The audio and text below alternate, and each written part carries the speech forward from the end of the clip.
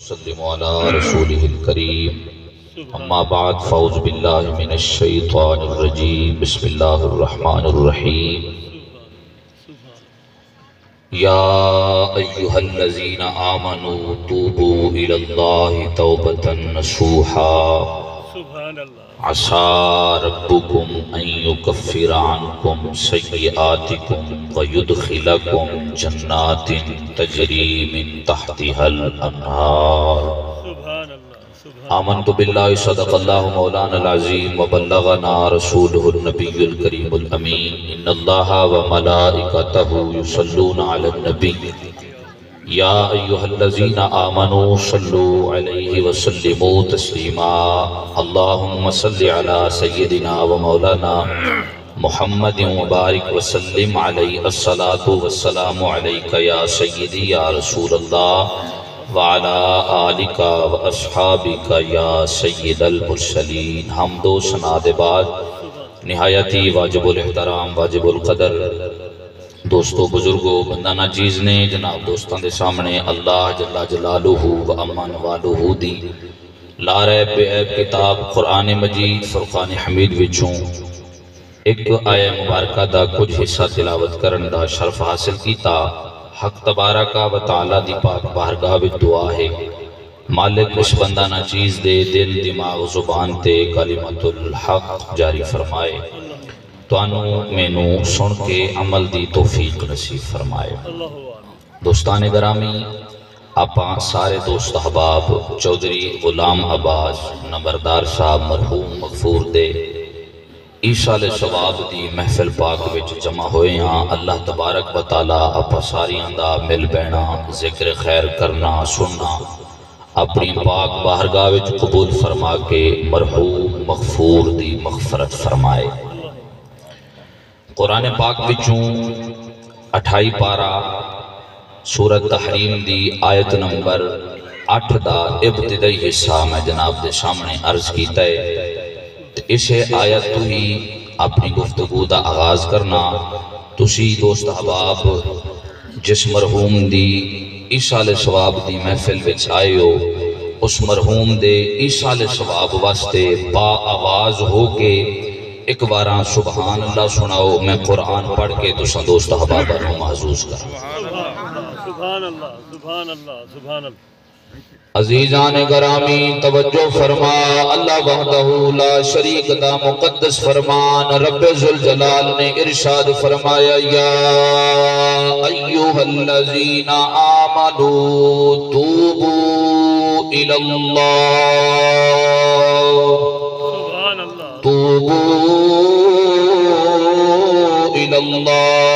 توبۃ نصوحا مالک نے ارشاد فرمایا میں رب دی توحید دوتے ایمان لے کے آن والے ہو میں محبوب دی ختم نبوت دے ایمان لے کے آن والے ہو اللہ نے فرمایا اے ایمان والے ہو اللہ تبارک و تعالی دی پاک بارگاہ وچوں تساں توبہ کرو مالک اساں توبہ کریے کیڑی کریے فرمایا توبۃ نصوحا میں رب دی پاک بارگاہ وچوں توبۃ نصوحا طلب کرو مولا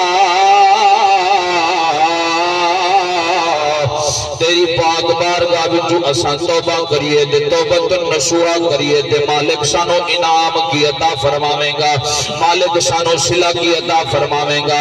اللہ رب العزت دی مبارک ذات نے ارشاد فرمایا عسى ربكم ان يكفر عنكم سیئات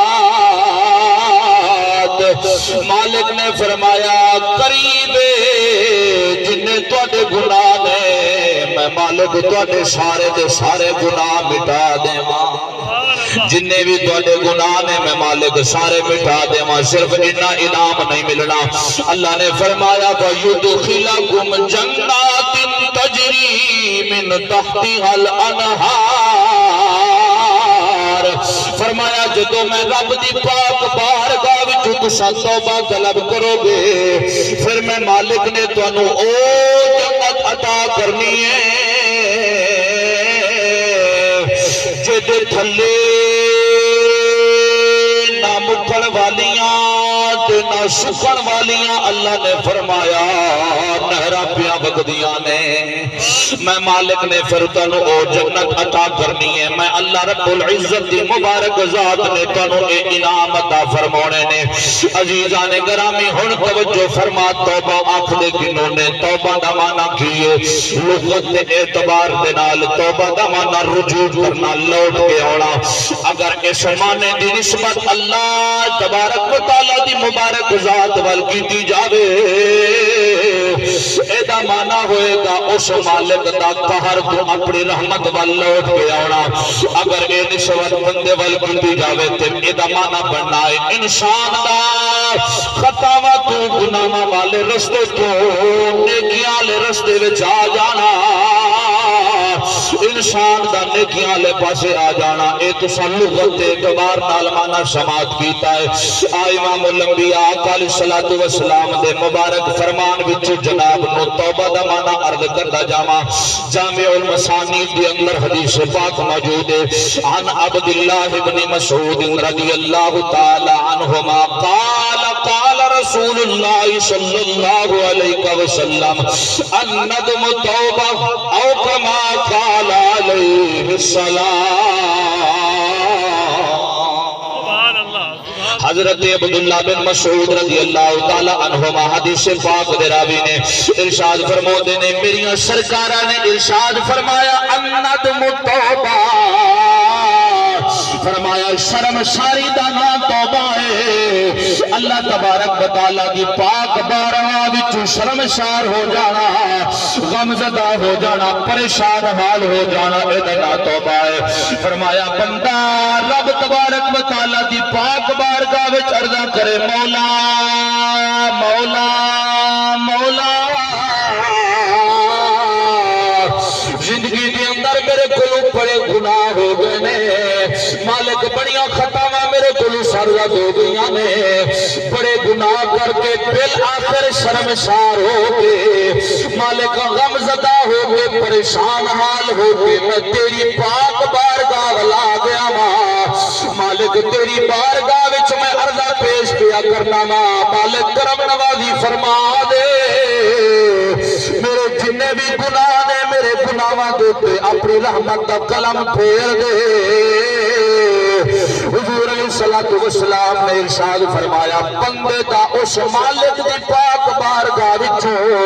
شرمسار ہون دا نا توبہ ہے عزیزان گرامی ہون اساں ساڈا کی حق بڑھدا ہے اساں کلیاں بیٹھ کے لو اس مالک دی ذات نال لا کے شرمسار ہو کے پریشان ہو کے اس مالک دی پاک بارگاہ وچ اساں ہاتھ بن کے اپنی اے عرضاں پیش کروں تے اساں اے آکھو کہ گناہ اپنے جدوں میں یاد کرنا تے ڈرنا گناہ اپنے جدوں میں یاد کرنا تے ڈرنا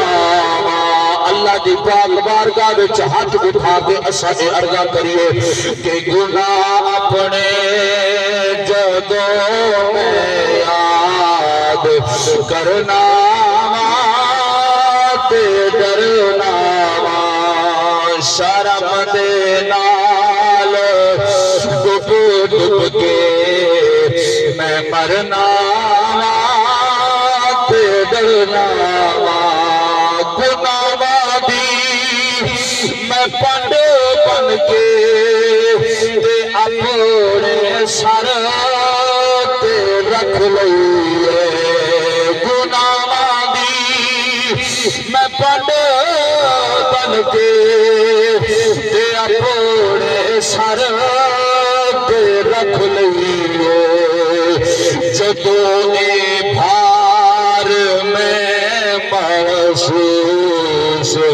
کرنا تے ڈرنا